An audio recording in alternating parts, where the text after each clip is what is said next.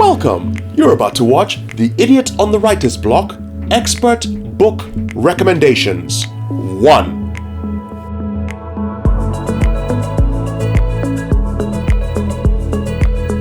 Hi, I'm Marcus and I'm the Idiot on the Writer's Block. If you're new to the channel, I, the Idiot, ask experts for tips on how to write, publish and promote my first fiction novel. Previous videos have included questions such as how to defeat writer's block, how to write a character intro, how to write a great start to your novel, how to deal with procrastination, and many, many more, which you can all see in this playlist right here. Now, the experts have been so kind to give me recommendations on books that I can read. In this video, we're going to talk to 3 experts in particular. Meg LaTorre, the author behind The Cyborg Tinkerer and the YouTube channel I Writerly, Courttia Newland, the author behind A River Called Time, and Sacha Black, the author of such books Keepers, Victor, 13 Steps to Evil, 10 Steps to Hero, and The Anatomy of Prose, 12 Steps to Sensational Sentences. That was difficult to say. Now I asked them to give me some recommendations for books other than their own. And here is what they said. I gotta turn around and look at my bookshelf. Dang. I think I'm always going to recommend Nevernight, as you had said before, because I think as far as pacing and a voicey protagonist, which I think is something that many newbie authors struggle with, that book nails it.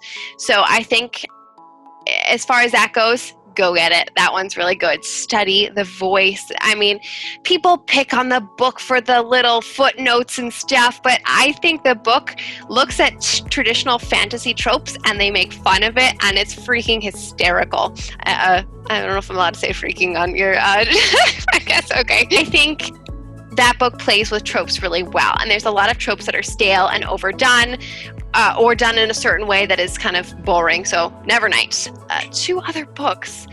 The Collapsing Empire by John Scalzi. That's one of my comp titles for The Cyborg Tinkerer, and I think that book, what it does really well is world building without it getting too tech heavy. It hovers between science fiction and space opera. Space opera is character driven science fiction, so it's less about the technology and more about what the characters are doing. And heavy sci-fi is a lot about the technology and the world building. I think, although it calls itself a space opera, I think it hovers right in between space opera and sci-fi.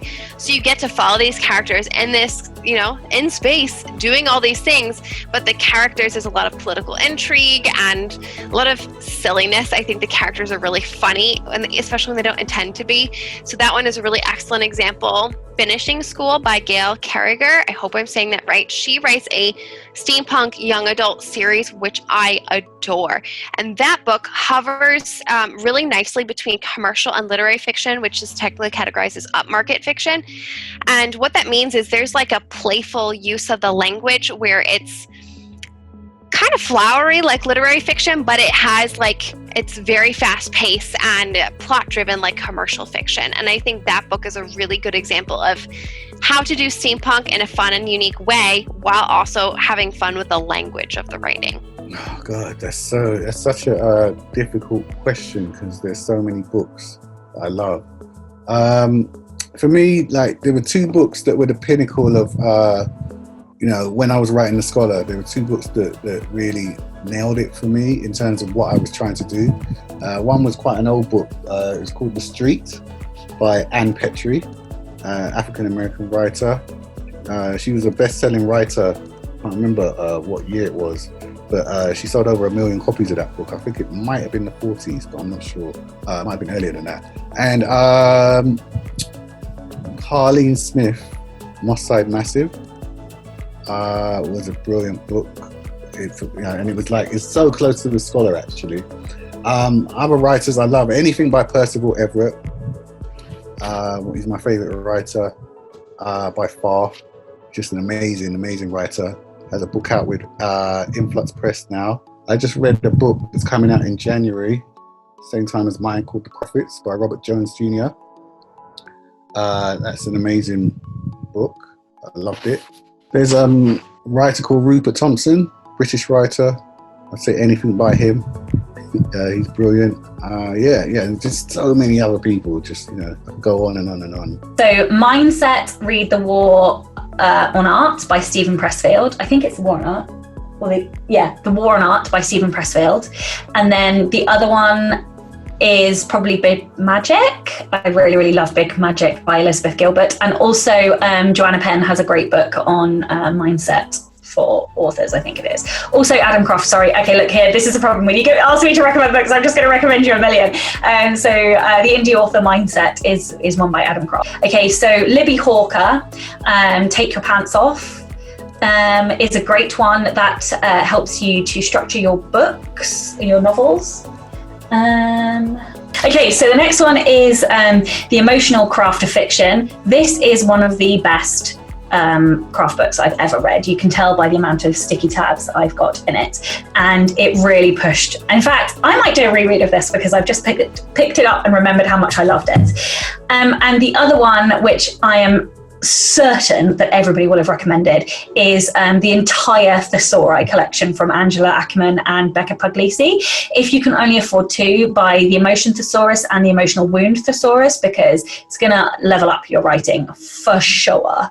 So yes, those are the three. And then what was the other one? YA books. So I really struggle with this. It's really bad. I shouldn't, but like I've read so many, between me and you, I've read not a lot. I've read a lot of really bad YA books recently. Okay, so one that I really loved is Daughter of Smoke and Bone by Laini Taylor.